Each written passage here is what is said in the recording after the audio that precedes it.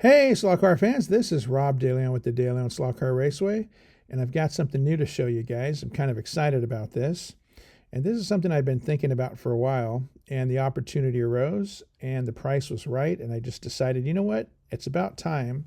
I've seen other guys doing this kind of stuff, and I think it's going to add to my, let's say, slot car diversity on my channel. So what are we talking about? Well, let's take a look. Born to run, baby. Born to run. Welcome to the De Leon. Let's go and see if this big box fits on my bench, and it does. Okay, so what is this? This is the Hot Wheels Auto World Legends of the Quarter Mile Pro Racing Drag Strip, and this is a 13-foot HO scale drag racing track featuring two 4-gear funny cars with a fully functioning LED Christmas tree, featuring both pro and sportsman racing modes, and electronic finish light with wind lights, and in-track sensors for red lighting. 6 AA batteries not included. This slot car set features the Don Prudhomme Snake Plymouth Barracuda and also the Tom McEwen Mongoose Plymouth Duster. Growing up in the 70s and being around drag racing, these two cars were always the ones featured at different races. And I remember I always had toys, either it was the Mongoose or it was the Snake, and these are the two cars I always thought about as a kid. These two cars and the logos have stood the test of time. And I know this is just a toy, but I'm really excited to relive one of my childhood fantasies and being able to drive both of these cars in my garage on my own little track. I remember a few years ago, a movie actually came out, I believe it was called Snake versus Mongoose or something to that effect.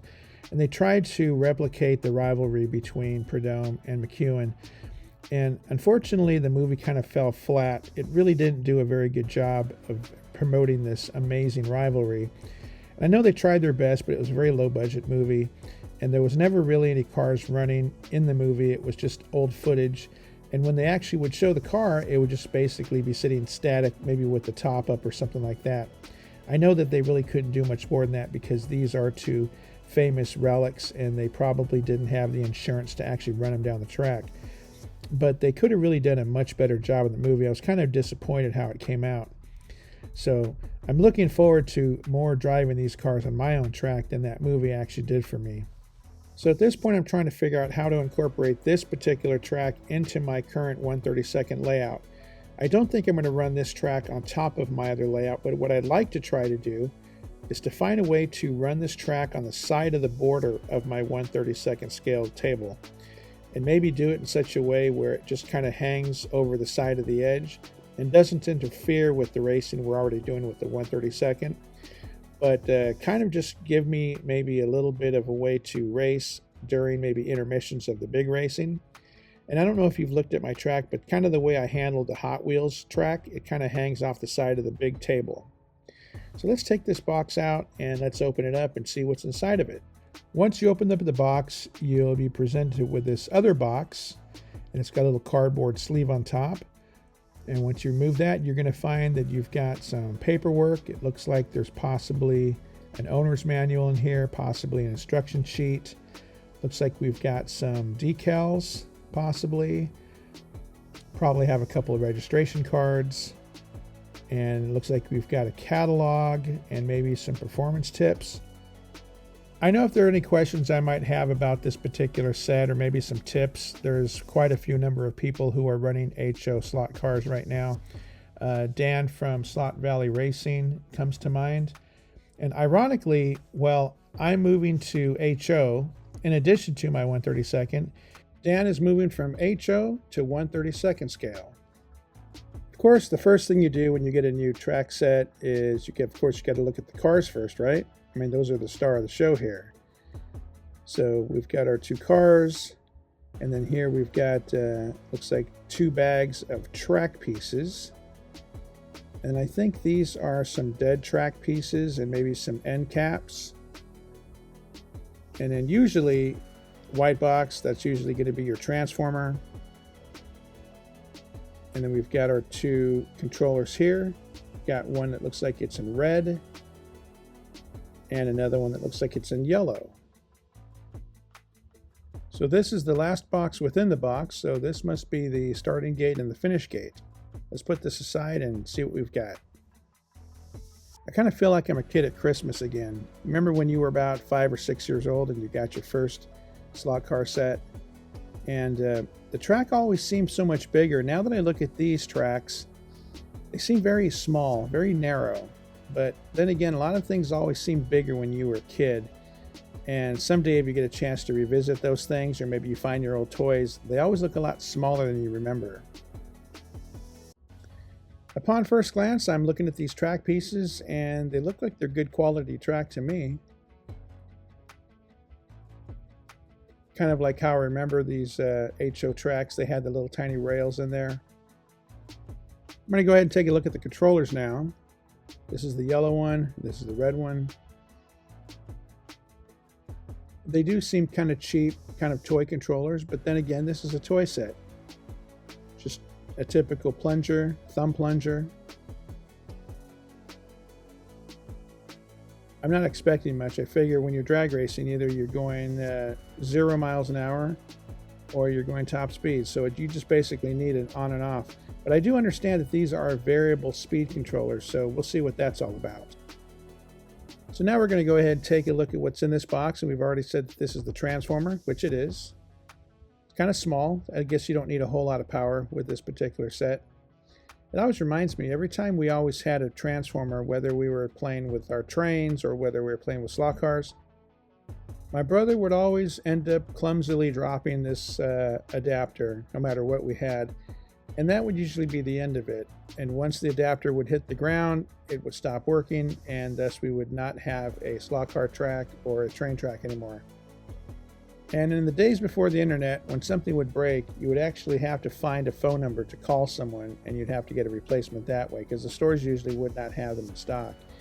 And so my parents usually never made that call, and so if we had a particular train set or a slot car set, that was pretty much the end. And there would go back into the box and we wouldn't see it again. And now on to the star of our show. It's kind of funny that these didn't come in actual packages. They just come in some bubble wrap. Here is our red Duster. This would be the Tom McEwen Plymouth Duster. Man, that looks like a good car. Totally brings back memories. I used to always love Duster toys. I don't know why. I just did. And we had a Duster for a while, in 1978, gold Duster. I remember telling a story a while back that that car would always overheat, and eventually we got rid of it. If I remember correctly, all you got to do is just basically pull the body apart like this, and you've got your chassis. And so this is what they call a 4-gear chassis. I would assume because there's 4 gears in it.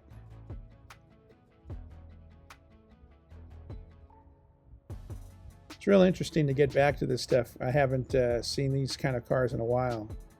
The body looks like it's got some nice detail to it.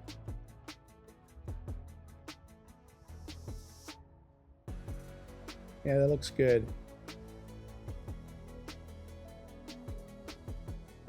Totally brings back memories of these cars.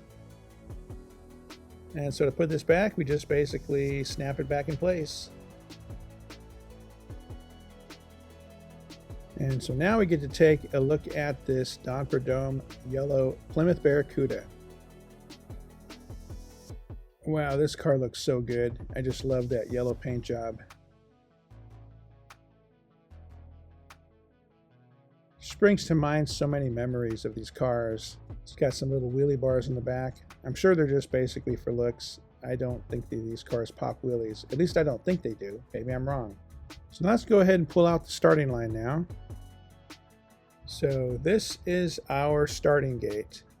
As we can see here, it features a working Christmas tree. And from what the box says, you can either run a pro light or a sportsman light. And it looks like that red button on top is what starts the Christmas tree when the lights start going down. This is going to be pretty awesome. Let's put the cars on the track and see what they look like.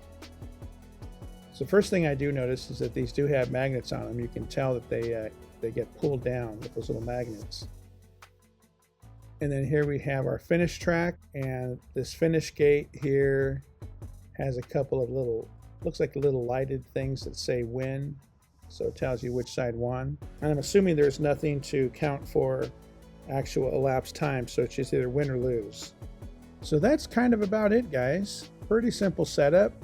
If I get this and stick it on the side of my track, I think that'll be a pretty good layout. It can just permanently sit there and not interfere with anything else. But this is going to be pretty fun. Wait until Joe comes over and we start doing some races and I tell him to slap down some cash. We'll see if he still wants to race. You know, he is the champion slot car racer at my local track here in the sportsman class, so he shouldn't have any complaints about racing me. I really can't wait to get this track set up. I've heard some complaints that a lot of guys said that they really should have powered the starting gate and the finish gate with the power adapter so it's always working and you don't have to use batteries. But I'm sure someone out there has made some sort of modification so you can kind of get rid of the batteries on this. But if they haven't, not a big deal. I mean, they're just 6 AA's, of course, not included. Anyway, guys, I don't really have much more to say on this track until I actually get some cars running on it so we can see what it really does. I'm not expecting these to be super fast cars. In fact, I'd rather they be slow enough so I can film them. And I think that'll be pretty cool. So what do you guys think? Have you guys had any ideas about maybe changing the scale of slot cars you typically run? Maybe you're running 1/32 right now and maybe HO seems kind of enticing, or maybe you're running HO and maybe 1/32 or 1/24 seems enticing. Tell me in the comments what you guys think. Either way, I think this would be a fun addition to my track, and it's going to add a little bit more playtime to whatever we're doing, whether we're doing the 1/32 or the Hot Wheels or now this HO drag strip. So with that said, you guys, I want you guys to have a great night and take care, and we will talk to you later. Bye for now. Thanks for watching, and if you like this kind of content, please give us a like and subscribe.